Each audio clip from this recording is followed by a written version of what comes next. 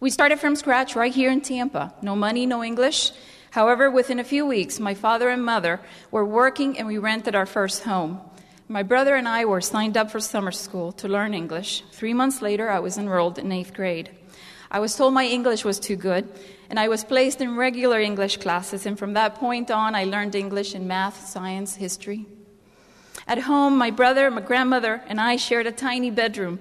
We didn't turn on the air conditioning or the heater to save money. Our weekend outing was walking to the local gas station to buy gum. We didn't mind. We were happy, and we were free. I graduated from Leto High School, as many other Latinos did, but few of my friends went on to college, many unaware of the opportunities. I didn't know much more, but I knew college was not an option. It was the only option. It took 7 years to complete my associate's degree, not because I lacked gray matter.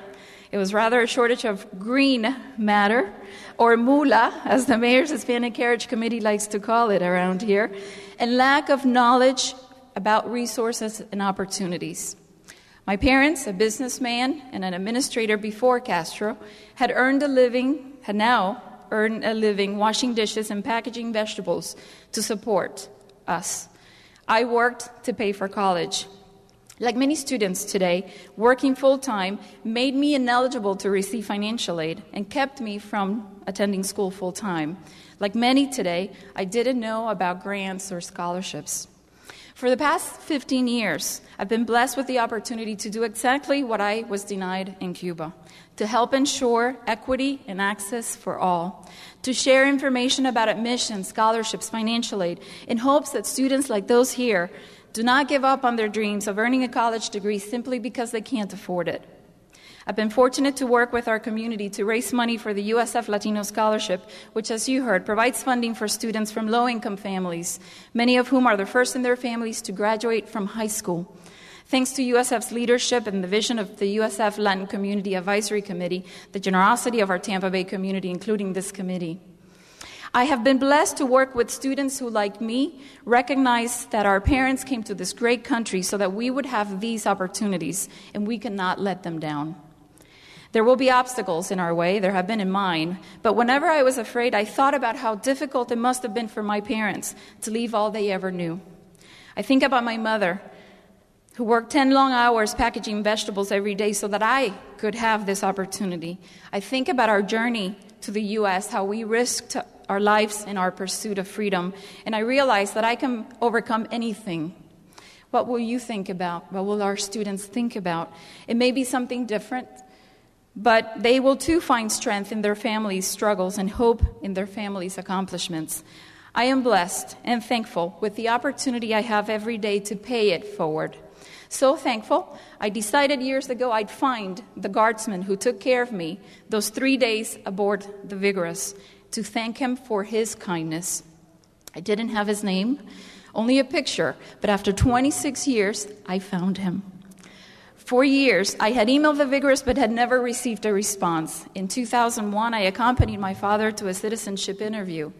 To our surprise, the officer who interviewed him had been on the Vigorous in 1980. Imagine that. I asked him if he would identify the person, or a person, and the next day I sent him a scan of the picture, and he sent me a name, Larry Mancuso. I called and I emailed the National Archives, I Googled the name, I emailed the Vigorous and the Coast Guard, requested muster rolls, nothing. After 4 years of failed attempts, in September of 2005, I received an email from the Vigorous, a suggestion to post my message on a website for coasties. I received emails from people all over the country, but no one knew anyone by that name. I later discovered I could post a picture on the site, so my husband posted my 26-year-old picture, another wave of emails, and then finally a phone call. I'm the coastie you're looking for. My name is Rocky. Please call me. Rocky and I talked for hours. 6 months later, April of 2006, I received a phone call from one of Rocky's crew members, an invitation to surprise Rocky, his family, and his crew during his retirement ceremony in Kentucky, scheduled for none other than May 18th, the same day we had been rescued by the Vigorous. The ceremony took place by the Mississippi River next to Rocky's ship. I sat in the back behind an officer who blocked me from Rocky's view. During the ceremony, officers talked about Rocky's last 30 years in the Coast Guard and the lives of the people he had touched inside and outside of the Coast Guard. Like the young woman you helped rescue 26 years ago, the last officer said as he called my name. Impossible, I heard him say as I walked toward him with this poster in his cap from 26 years ago. We hugged, and I finally said thank you. There was silence and tears as I shared the details of how our lives crossed paths on May 18, 1980. This is my story.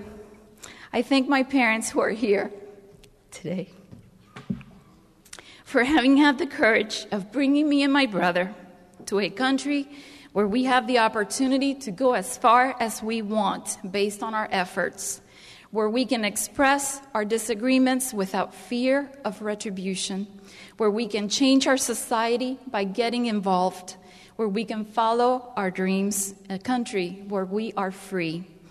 Today, I challenge our young students to follow their dreams, to pursue them no matter how difficult they may seem, to seek the opportunities around them, to learn from others who have gone before them, and then work hard to achieve their goals. When they succeed, and they will, then I challenge them to reach out behind them to help someone else, to pay it forward, to be appreciative, and never, never forget those who lent them a hand.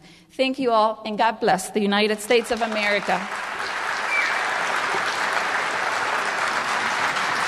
Patsy, don't leave yet.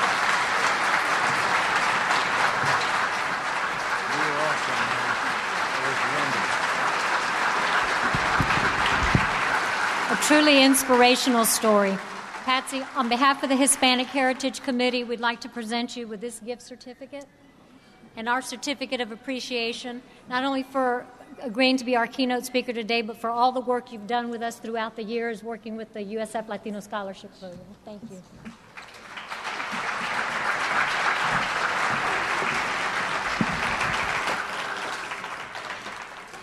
And I did talk her into giving me an autograph that says Jose Feliciano, so when I go home, the people that weren't here weren't going to know any different anyway.